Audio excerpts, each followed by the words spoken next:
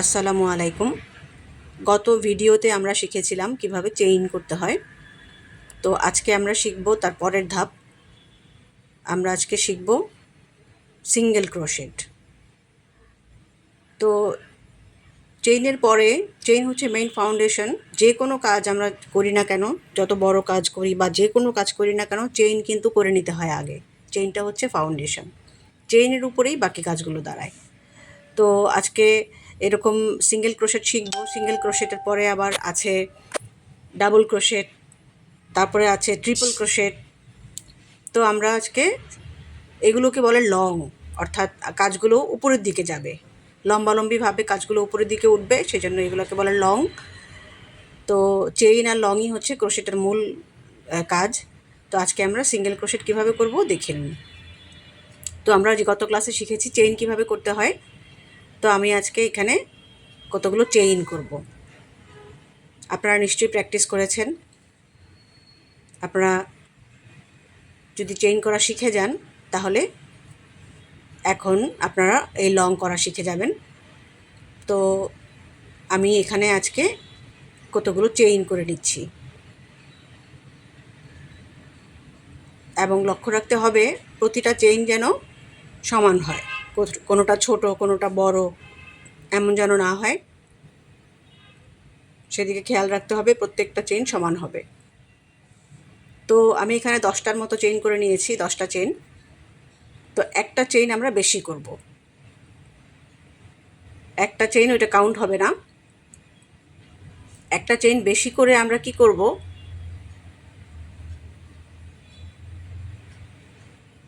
এই যে ধরে রেখেছি আমি হুকটাকে, এই ঘরটাকে কিন্তু বাদ দিব।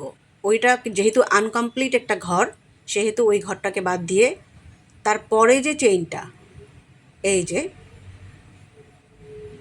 ঠিক পরে যে একটা চেইন হয়েছে, কারণ প্রথম যে আমরা সুইটাকে যে হোল্ড করে রেখেছি এটা কিন্তু কোনো চেইন না, এটাই হচ্ছে চেইন, কারণ ওটা আনকমপ্লিট।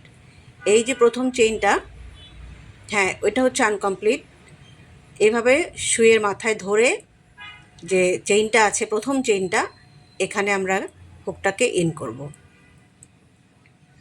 তারপর ঠিক চেইনের মতোই ওইভাবে পেঁচিয়ে পেছন থেকে হুকটাকে, এই যে এখন 2টা লুপ হলো হুকের মাথায়,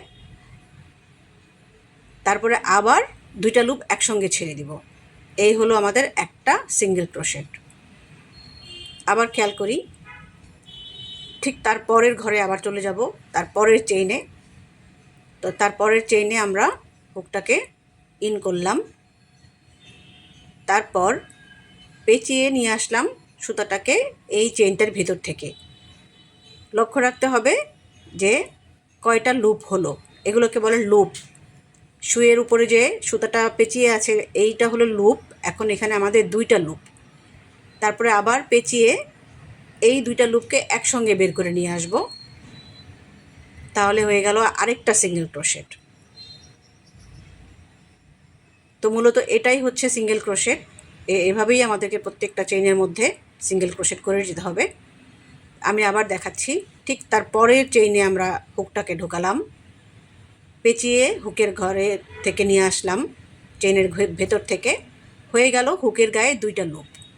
এবার আবার পেঁচিয়ে 2টা লুপকে একবারে ছেড়ে দিলাম, হয়ে গেল আরেকটা সিঙ্গেল ক্রোশেট। তো এভাবে আপনারা প্র্যাকটিস করেন প্রত্যেকবার, এবং খেয়াল রাখবেন যেন সমান হয়। হ্যাঁ, প্রথম দিকে সমান হবে না, প্র্যাকটিস করতে করতে একটা সময় দেখবেন যে আপনার চেইনগুলো যেমন সমান হয়েছিল ঠিক তেমনি সিঙ্গেল ক্রোশেটটাও সমান সমান হবে। আর এই যে বাঁ হাতে যে আঙ্গুলগুলো আমরা সুতাটাকে যে হোল্ড করেছি, এই আঙ্গুলগুলোকে একটু ফ্লেক্সিবল রাখতে হবে, খুব স্টিভ করে রাখা যাবে না, তাহলে কিন্তু সুতাটা আগাবে না। তো এই আঙ্গুলগুলোকে নাড়াচাড়া করে ফাঁকা ফাঁকা করে সুতাটাকে কিন্তু মানে আস্তে দিতে হবে। তো আবার খেয়াল করেন, আমি প্রত্যেকটা ঘরই আপনাদেরকে দেখাচ্ছি আপনাদের সুবিধার জন্য। এই যে সুতাটাকে যে হোল্ড করছি, এই আঙ্গুলগুলোকে কিন্তু একটু ফ্লেক্সিবল রাখতে হবে, একটু ফাঁকা ফাঁকা করে সুতাটাকে আস্তে দিতে হবে। এইখানটায় কিন্তু ধরে রাখতে হবে, ডান হাতে তর্জনী দিয়ে এই লুপের গায়ে ধরে রাখতে হবে, নিয়ে আসলাম এবং ঠিক যেখানটায় কাজ করছি বাঁ হাতের বৃদ্ধাঙ্গুলি দেখেন এভাবে চেপে ধরে রেখেছি, এইখানটায় কিন্তু চেপে ধরতে হবে, না হলে কিন্তু আপনি কাজটা করতে পারবেন না। তো এভাবে প্রত্যেকটা চেইনের ঘরে আমি একটা করে সিঙ্গেল ক্রোশেট করে নিচ্ছি। আপনারা 5টা করে শুরু করেন, তারপরে 6টা করে, 7টা করে এভাবে বাড়াতে থাকেন। তারপরে একসময় ইনশাল্লাহ আপনাদের সিঙ্গেল ক্রোশেট করা শিখে যাবেন। সিঙ্গেল ক্রোশেট অর্থাৎ এই পরের ধাপটা শেখার আগে আপনাকে কিন্তু ভালো করে চেইনটাকে শিখতে হবে। চেইন যদি আপনার ভালো না হয় সিঙ্গেল ক্রোশেট কিন্তু ভালো হবে না। প্রত্যেকটা কাজ একটার উপর আরেকটা ডিপেন্ড করে।